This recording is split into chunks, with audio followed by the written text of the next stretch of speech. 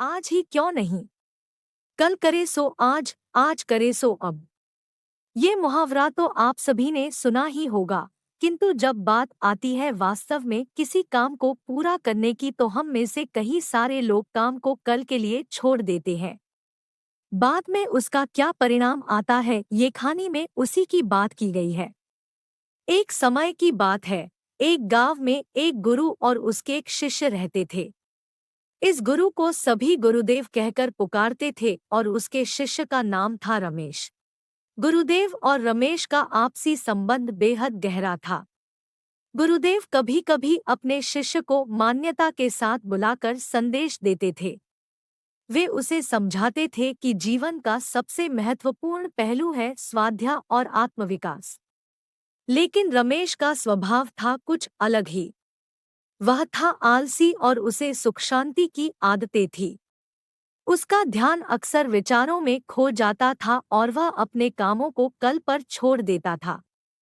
इसके परिणामस्वरूप उसकी प्रगति धीमी थी और गुरुदेव को चिंता होने लगी कि रमेश अपने जीवन के महत्वपूर्ण कार्यों में पराजित हो रहा है।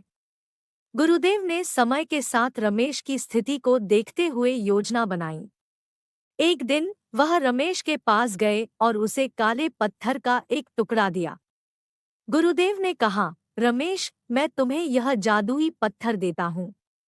इस पत्थर का एक खास गुण है। इसका स्पर्श करने पर कोई भी लोहे की वस्तु स्वर्ण में परिवर्तित हो जाती है। परंतु ध्यान दो, तुम्हारे पास इस पत्थर का उपयोग करने के लिए केवल 2 दिन का समय है। दूसरे दिन मेरे पास इसे लौटाना होगा। रमेश ने खुशी खुशी इस पत्थर को ग्रहण किया और अपने घर ले गया। वह सोचने लगा कि अगर वह इस पत्थर का सही तरीके से उपयोग करता है तो वह धनी और समृद्ध हो सकता है। पहले दिन रमेश ने सोचा, अब तो कोई भी काम बड़ा आसानी से हो जाएगा और मेरे पास पैसे ही पैसे होंगे। मैं बाजार जाके बड़े बड़े लोहे की चीजों को ले आऊंगा और फिर उसे स्वर्ण में परिवर्तित कर दूंगा। लेकिन फिर उसने सोचा कि वह इस काम को कल के लिए छोड़ देगा।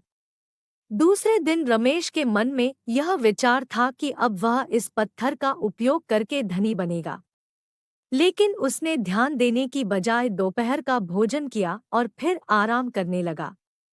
देखते ही देखते उसका दूसरा दिन भी चला जा रहा था। सूर्यास्त के समय जब वह जल्दी जल्दी बाजार की तरफ भागने लगा तब उसने देखा कि गुरुदेव अपने दूसरे शिष्य के साथ बात कर रहे हैं। रमेश ने उनके पास जाकर विनम्रता के साथ कहा, गुरुदेव, क्या मैं इस पत्थर को और एक दिन के लिए रख सकता हूँ? मेरे पास आज समय नहीं था। गुरुदेव ने मुस्कुराते हुए कहा, रमेश, तुम यह टुकड़ा और एक दिन के लिए नहीं रख सकते हो। मैंने तुम्हें पहले ही बताया था कि तुम्हें मुझे 2 दिन के बाद ये टुकड़ा वापस देना पड़ेगा। रमेश के बहुत मनाने के बावजूद भी उसके गुरुदेव नहीं माने।